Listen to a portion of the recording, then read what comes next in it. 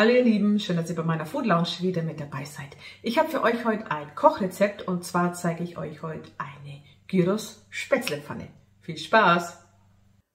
Für die Gyros-Spätzlepfanne aus dem Ofen braucht ihr ein Gyros. Entweder legt ihr es selber ein oder ihr könnt es auch schon fertig kaufen. Wenn ihr es selber einlegen wollt, dann bleibt jetzt dran. Und zwar, ich habe hier Hähnchenbrust, ihr könnt aber auch Schweinefleisch nehmen oder Putenbrust. Das wird jetzt in sehr feine, dünne Streifen geschnitten. Und die kommen dann in eine Schüssel. Die Fasern und diese Blutbatzen, sage ich immer, müsst ihr wegschneiden. Dann braucht ihr eine Zwiebel, die habe ich geviertelt und dann werden sie einfach nur in Scheiben geschnitten. Ihr könnt es aber auch ganz lassen und in Ringe schneiden, also je nachdem, wie ihr es halt am liebsten habt.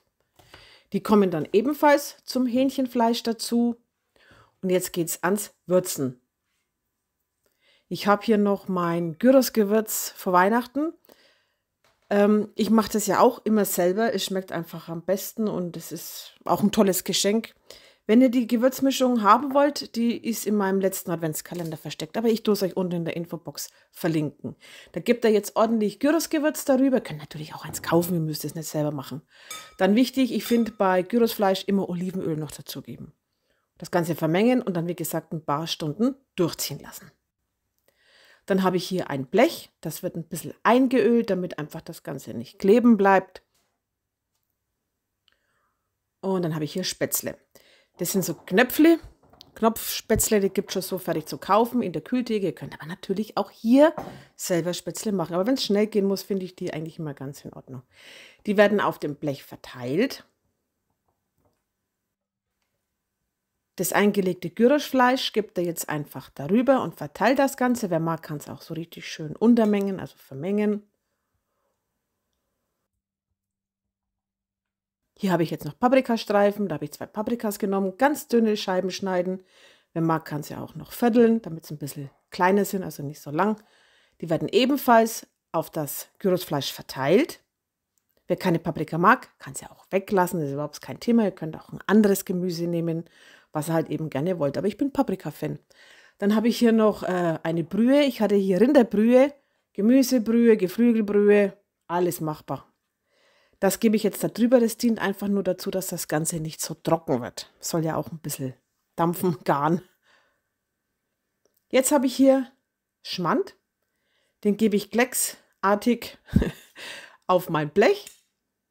Das war ein ganzer Becher voll. Übrigens, die genaue Mengenangabe steht auch unten in der Infobox. Die ist übrigens unter dem Video. Jetzt noch ordentlich Käse darüber geben. Ich hatte hier jetzt einen Emmentaler Käse. Darüber streuen, alles schön bedecken damit. Und zum Schluss noch ein paar Tomatenscheiben. Ich finde einfach, das sieht richtig toll aus und hat auch noch so ein bisschen, jetzt hätte ich mal gesagt, Feuchtigkeit dazugeben. Also dass es halt alles ein bisschen saftiger wird. Das kommt jetzt in den Ofen für 40 Minuten bei 170 Grad Ober- und Unterhitze und so sah es dann aus. Ach ja, übrigens, habe jetzt ganz vergessen, habt ihr gesehen, ich habe noch ein paar getrocknete Kräuter drüber gegeben. Das waren italienische Kräuter und das macht das Ganze noch etwas schmackhafter.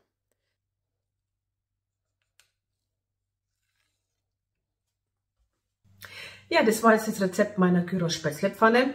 Übrigens, das selbstgemachte Gyros-Gewürz habe ich hier bereits schon in einem Video verewigt. Und zwar bei meinem letzten Adventskalender hinter irgendeinem Türchen. Ich kann es euch jetzt nicht genau sagen, welches.